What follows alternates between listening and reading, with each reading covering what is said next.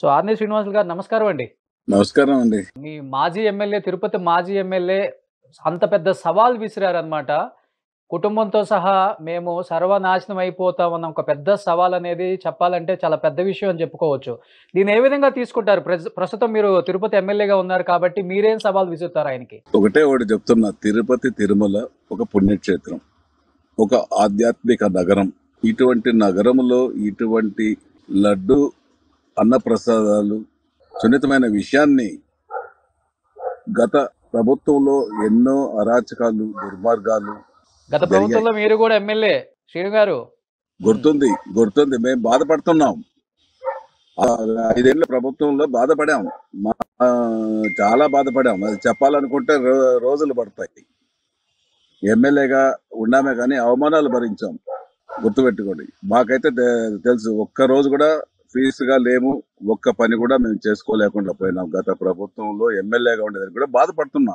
ఈ రోజు ఆయన తిరుపతి, తిరుమల పుణ్యక్షేత్రంలో తిరుమలకు వెళ్ళి ఒక టిటిడి చైర్మన్ గా కొనసాగి ఆ పుణ్యక్షేత్రంలో దేవుడి ప్రసాదాలు అంటే నైవేద్యానికి సమర్పించే లడ్డులు, అన్నప్రసాదాలు ఇటువంటివి ఎంతో పుణ్యం చేసేవారు కాబట్టి అవి నైవేద్యానికి సమర్పిస్తున్నారు. అటువంటి అన్నప్రసాదాలలో ఆవు కొవ్వు, పంది కొవ్వు, చేపల నూనె, వెజిటబుల్స్ లో ఉన్న కొన్ని పదార్థాలు, అదేవిధంగా బట్టరు, ఇవన్నీ కలిపి సాంకేతిక విధానంగా నెయ్యి తయారు చేసి ఆర్డర్స్ ఇవ్వడం జరిగింది. అటువంటి డిస్టిలరీలో రివర్స్ టెండరింగ్ అని పేరుతో ₹319.80 ఒక లీటర్ నెయ్యిని ఆర్డర్ ఇచ్చారనుకుంటే ఈ కరుణాకర్ రెడ్డి ఏం ఆలోచన ఉన్నాడు?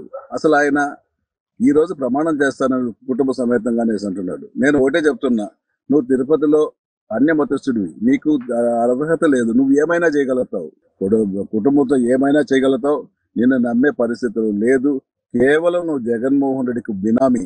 జగన్ తప్పులు చేసినా కప్పిపుచ్చుకోవడానికి కోసమే నువ్వు ఒక అధికార ప్రతినిధిగా అసెంబ్లీలో కానీ బయట మీటింగ్లలో కానీ సిద్ధాంతాలు దెయ్యాలు వేదాలు వల్లించినట్టు తప్పు. ఇది ఎవరు నమ్మే పరిస్థితిలో లేరు. ఇది ప్రపంచవ్యాప్తంగా భక్తుల మనోభావాలు దెబ్బతిన్నాయి. ఇది దీనికి క్షమాపణ చెప్పేది కాదు, దేవుడు కాదు చెప్తాడు, భగవంతుడే నీకు క్షమాపణలు కొద్ది రోజుల్లోనే మీకు తగిన ఇది కూడా మీకు చేస్తాడు అనేసి కూడా, శాంతి కూడా జరుగుతుంది కూడా అనేసి కూడా మీకు తెలియజేస్తున్నా. అంతేకాదు శ్రీనివాసులు గారు, అంటే మీరు గత ప్రభుత్వంలో వైఎస్ఆర్సీపీలో ఒక ఎమ్మెల్యేగా చేశారు, చిత్తూరు నుంచి ప్రాతినిధ్యం వహించారు, మీకంటూ ఒక మంచి పేరుంది. ముఖ్యంగా చెప్పాలంటే చిత్తూరు జిల్లా నాయకులందరూ కూడా తిరుపతి తిరుమల దేవస్థానం అంటే ఎలలేని ఒక గౌరవం, ఒక భక్తి. అలాంటిది మీరు ఇన్ని సంవత్సరాలుగా అక్కడ ఉంటున్నారు. తిరుపతి లడ్డులో కల్తీ జరుగుతుంది, ఇలాంటివి కలుపుతున్నారు అని తెలిసినప్పుడు భూమాన కరుణాకర్ రెడ్డి తిరుపతి ఎమ్మెల్యేగా ఉన్నారు, తర్వాత టీటీడీ చైర్మన్‌గా కూడా ఉన్నారు. మీరు ఎప్పుడు ప్రశ్నించలేదా? ఇది చాలా తప్పు, కొన్ని కోట్ల మంది భక్తుల మనోభావాలను దెబ్బతీస్తున్నాం మనం, ఇలా చెయ్యకూడదు అని మీరు చెప్పడం జరిగిందా? చెప్తే వినలేదంటారా అసలకి? మేము కరుణాకర్ రెడ్డి గాని, జగన్మోహన్ రెడ్డి గారు గాని మా మాటలు వినే పరిస్థితులలో లేరు. మేము మాట్లాడితే అది వినే పరిస్థితులలో లేదు. మా చెప్పారా అసలకి? మాటలు చెప్పారా? చెప్పే ప్రయత్నం చేశారా? ఎందుకు చెప్పలేదు? టిటిడి ఈవోకి చెప్పాము, వైవి సుబ్బారెడ్డి గారికి చెప్పాము, కరుణాకర్ రెడ్డి గారికి చెప్పాము. లడ్డూలు బాగలేదు, లడ్డు తీసుకుంటే తినేదానికి ఇష్టమే లేదు, తుంచితే షుగర్ గా ఉంది, అసలు నోరంతా ఒక స్మెల్ వస్తుంది, ఈ లడ్డూలో ఎందుకు ఈ విధంగా తయారవుతా ఉంది, కానీ ఎన్నోసార్లు కూడా బాగలేదు అనేసి కూడా చెప్పడం కూడా జరిగింది. సో మిమ్మల్ని లెక్క చేయలేదంటారు అసలకి గత ప్రభుత్వంలో జగన్ గాని, కరుణాకర్ రెడ్డి గాని చెప్పినా గాని? వినలా.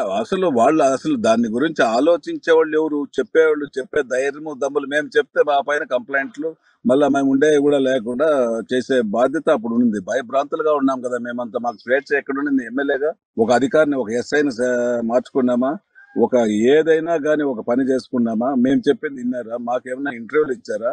గత 4 సంవత్సరాలుగా ప్రజా ఉపయోగకరమైన పనులు ఎన్నో తీసుకెళ్ళాము. పని కూడా చేయలేదు ముఖ్యమంత్రి. బాధలు పడాం, అవమానాలు పడాం.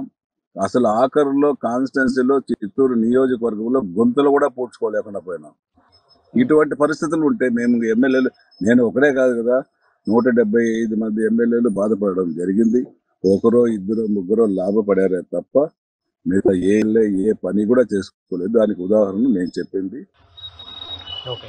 అంటే ఇక్కడ వినిపిస్తున్న ఇంకొక మాట ఏంటంటే శ్రీనివాసులు గారు, అంటే ఈ ప్రభుత్వం వచ్చి 3 నెలలవుతుంది. దాదాపు 100 రోజులు పూర్తి చేసుకుంది. మంచి ప్రభుత్వం అని అన్ని చోట్ల మీరు గూడా తిరిగి మంచి ప్రభుత్వం వచ్చిందనే ఒక ప్రచారం అయితే చేసుకుంటున్నారు. కానీ ఈ 3 నెలల నుంచి లడ్డూలో అంటే ఏదైతే క్వాలిటీ మెయింటైన్ చేస్తున్నారో బిఫోర్ గవర్నమెంట్ అదే క్వాలిటీ మెయింటైన్ చేస్తున్నారు గదా! తెలిసి మీరు గూడా తప్పు చేశారా అనేది ఒక వివాదం అనేది మళ్ళీ తెర మీదకొచ్చింది. దాన్ని ఏ విధంగా చూడొచ్చంటారు? తప్పు చేశారంటే బాధపడుతున్నాం, చింతిస్తున్నాం. ఇది మా ముఖ్యమంత్రి నారా చంద్రబాబు నాయుడు గారు తిరుమలకు మొట్టమొదటిగా ముఖ్యమంత్రి అయిన వెంటనే శ్రీ కలియుగ వెంకటేశ్వర స్వామి దర్శనం కోసం రావడం జరిగింది. అప్పుడే మా ముఖ్యమంత్రి గారు చెప్పడం జరిగింది, తిరుపతి నుంచే ప్రక్షాళన మొదలు పెడతాను, చాలా తప్పులు జరిగాయి. స్వయాన ముఖ్యమంత్రి, ఉప ముఖ్యమంత్రి పవన్ కళ్యాణ్ గారు ఇద్దరు కూడా ఎలక్షన్స్ ముందు కూడా లడ్డూలు బాగాలేదు, టీటీడీ పరిపాలన అస్తవ్యస్తమైంది, దర్శనాలు వాళ్ళ బినామీలకు ఇచ్చుకుంటున్నారు, ఈయన ఎన్నో ఆరోపణలు చేశారు. స్వయాన ఒక 45 ఏళ్ల రాజకీయ అనుభవమైన 14 సంవత్సరాలు ముఖ్యమంత్రిగా చేసిన చంద్రబాబు నాయుడు గారు చెప్తే వినలా. ఒక అపోజిషన్ లీడర్ 10 సంవత్సరాలుగా రాజకీయాన్ని ప్రజల మధ్యలో తిరుగుతూ ఉన్న పవన్ కళ్యాణ్ గారు, డిప్యూటీ సీఎం పవన్ కళ్యాణ్ గారు చెప్తే కూడా వినకుండా వాళ్ళు ఇష్టాసారాజ్యంగా చేశారు తప్ప ఎవరి మాట వింటారు వాళ్ళు? ఎవరు దర్శనాల వరకు ఒప్పుకోవచ్చండి. ఎందుకంటే గత ప్రభుత్వంలో దర్శనాలంటే బతిమిలాడుకోవాలి, కాళ్ళు పట్టుకునే స్థాయికి కూడా తీసుకొచ్చారు చాలా మందిని. అది కళ్ళారా మేము కూడా చూసాము. దర్శనాలకి చాలా చాలా కష్టం అనిపించింది చాలా మందికి కూడా. అది ఐ అగ్రీ విత్ యూ.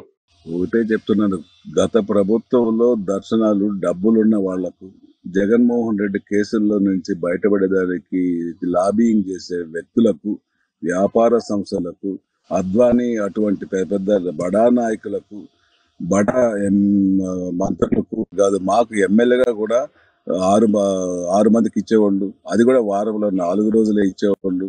చాలా ఇబ్బందులు పడి అవమానాలు పడిన రోజులు కూడా ఎన్నో ఉన్నాయి ఈ దర్శనాల గురించి. అది చెప్పాల్సిన అవసరం లేదు. ఆ రోజు సామాన్య భక్తులకు దర్శనం జరగాలంటే 24 గంటల నుంచి 48 గంటల వరకు క్యూ లైన్లలో వేచి ఉండాల్సిన పరిస్థితి ఉంది. ఈ రోజు మంచి ప్రభుత్వం, మన ప్రభుత్వం, ఎన్డీఏ కూటమి ప్రభుత్వం వచ్చిన తర్వాత సామాన్య భక్తులకు 8 గంటల్లో, 6 గంటల్లో, 16 గంటల్లోనే దర్శనాలు అవుతా ఉన్నాయి. ఈ రోజు పైరవీలకు, బడా నాయకులకు ఎటువంటి ఆస్కారం ఇవ్వకుండా తిరుమల తిరుపతి పుణ్యక్షేత్రములో అడిషనల్ ఈఓ గారు, ఈఓ అందరూ కలిసి మొత్తం ప్రక్షాళన చేస్తున్నారు. భక్తులు కూడా ఈ రోజు నిజమైన దర్శన భాగ్యం కల్పిస్తున్నారు అనేసి కూడా ఈ సందర్భంగా జరుగుతోంది.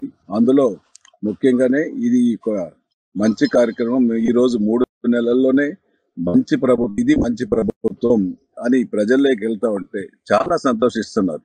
పేదలను కొట్టిన అన్న క్యాంటీన్లు మూసేశారు ఆ ప్రభుత్వంలో.